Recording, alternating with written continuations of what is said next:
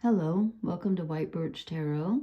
This reading is for the full moon in Aries, which is happening Friday, September 29th.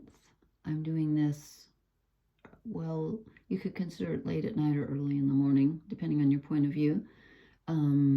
It's just about actually at the exact full moon time in about an hour from now in New York anyway. So depends on where you're at, but it's full moon time and it's in Aries, as I've said, and that's very important because we have the North Node in Aries.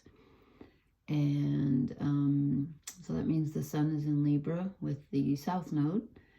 And so there's something fated about this full moon. So I've pulled the cards. I have a new deck, which I said I wasn't going to do, keep buying more decks, but this one was really cheap and it looked interesting. It's much smaller than I had thought, but it's interesting. I like it. So they've changed the pentacles and cups and stuff. So anyway, but we'll figure it out. So the first thing I drew is a page of stones, which are pentacles. Stones are pentacles in this deck. The links. Okay, so this is us taking a concrete step, a first step of something. Aries is always something new. It's the first sign of the zodiac. It's ruled by Mars, and it's always a beginning.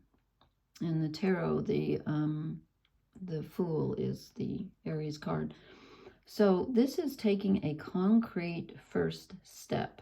Okay, it's a small step, but it's concrete. It's real. It's real. And this is very interesting because what it leads to is the blasted oak, which is the equivalent of the tower. And these are very different. When we get to the major arcana, the numbers are all different. But anyway, and I know this looks terrible. I mean, this person's just been hit by lightning and fallen out of a tree and they're on fire. Okay, but I don't think this is bad. I actually think that that first step that you took with the Page of Stones is a momentous step that changes everything.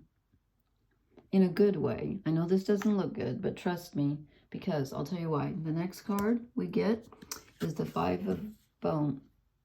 I almost said bones.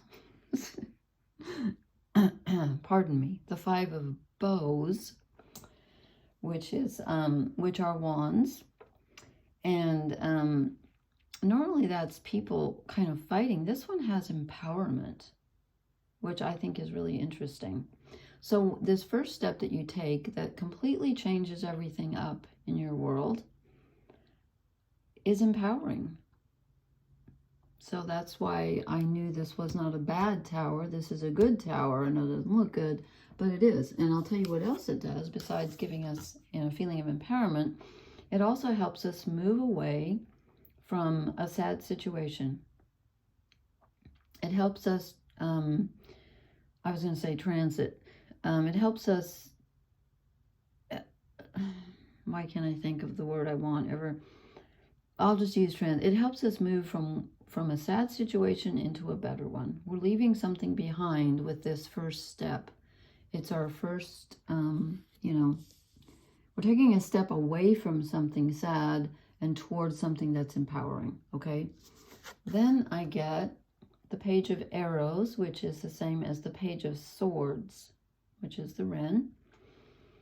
Interesting that this is swords and it's all full of ice. Of course, swords aren't wands. Arrows are swords. It takes me a while to get used to this deck. But anyway, so whatever this first step is that we've taken involves some kind of communication.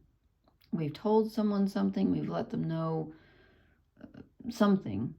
We don't have any cups or vessels, as they call them in this deck. So it's not so much about something emotional, but it is a communication. It involves communication, and you've taken a first step, and it's empowering. It's empowering. And this full moon is also a good time. We got the Four of Wands to celebrate. And the Four of Wands is interesting because in the Rider-Waite deck, that's the portal card. That's the 1111 or whatever they call it, where you go from one dimension into another, And that's interesting since we get transition. So you're celebrating with people. This is a great card. Whatever you're doing is going to make you happy. It's the it's the communication, but it's a happy communication. It's not like an argument or something. You could be telling someone, I don't know how you feel, or pass. I think it's more about passing on information, though, actually, than feelings. I don't see a lot of feelings here. Then we get the Nine of Bows, which in the other decks is usually defensiveness. This one is respect. So in this deck, whatever this step is that you take that is concrete and material, changes everything, makes you feel more empowered, moves you away from a sad situation. It's something you're communicating, and then it's kind of fun or celebratory. And it either you get respect from others or you feel respect for yourself. But there's respect involved. I think that's interesting that they put that on the Nine of Wands. Now, this is the last card I drew, and I have to admit, I'm going to have to clarify this, because this is the Five of Stones, which is endurance, the Five of Pentacles. Normally, this is that one where the people are outside the church, and, one of them's on crutches, and one of them has a bandaged head, and they don't go in. They prefer to stay alone. So, whatever this thing you're doing is, you're doing it alone, even though you might be celebrating with friends. They're not helping you do this thing. You're doing it by yourself. I don't know why I don't get why the Five of Pentacles, you're doing it alone, but why do you feel lonely? I'm going to clarify this with something. What do I want to clarify it with? I don't know. I'm drawn to these. I'm drawn back. I really like these Welsh cards that I've been using. I'm going to just see if I can clarify why do we get the Five of Pentacles at the end? Why are we sad after all of this emotional fulfillment? Okay, that makes more sense, actually, but there's something about whatever this thing is that we're doing, this concrete step that we're taking, that gains us respect, or at least from ourselves, and a feeling of empowerment. We're doing it completely on our own. That's the only reason I can think why we're getting the Five of Pentacles. It's endurance. Maybe it's not so much feeling lonely like the other deck. This is endurance, because whatever this thing we're doing is, it does bring us emotional satisfaction. Here's the first cup that we've had. So, so there you go. I did not dig out I should have dug out my full moon card, but I didn't. So let me draw just one oracle card. I always say that, and then 6 come out, but this is my favorite card in this whole deck. This is the Colette Baron Reid Wisdom of the, what's it called? Wisdom of the Oracle. That doesn't sound right. I think it is, though.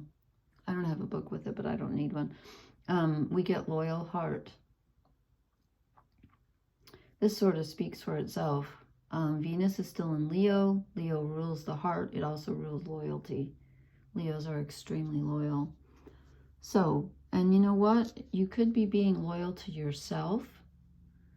This could be, whatever this thing you're doing, it could be for someone else, but I don't know why I don't see that. Maybe it's because of the Five of Pentacles, which is alone. I don't see a lot of, except for, we do have the Four of Wands, so we're celebrating, but the thing we're doing alone.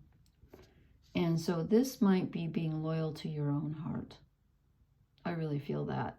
It's not so much a relationship, it's being loyal to something inside you. Okay. I just wanted to post, even though it's very late here.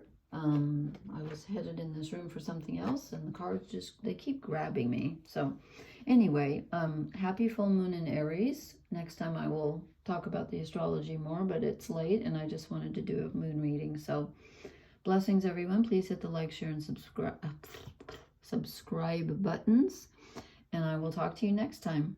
Good night.